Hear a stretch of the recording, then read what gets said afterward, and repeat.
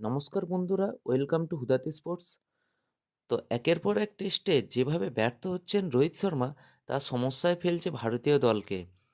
মেলবোর্নে প্রথম ইনিংসে ব্যর্থতার পর আবারও প্রশ্ন উঠেছে, টি-20-র মতো টেস্ট জীবনেও কি ফুরিয়ে আসছে রোহিত শর্মার? জানা গিয়েছে মেলবোর্ন টেস্ট চলাকালীনই রোহিতের সঙ্গে আলোচনায় বসবেন প্রধান নির্বাচক অজিত আগারকার। রোহিত শর্মার ভবিষ্যৎ নিয়ে আলোচনা হতে পারে। অ্যাডিলেড এবং গাব্বায় 6 নম্বরে খেলার পর মেলবোর্নে রোহিত ফিরেছিলেন ওপেনিংয়ে। সেখানেও 5 বলে মাত্র 3 রান করেছেন। প্যাট কামিন্সের বলে যেভাবে আউট হয়েছেন তা দেখে অনেকেই অবাক হবেন, কারণ আউট হওয়ার মতো বল ছিল না সেটা।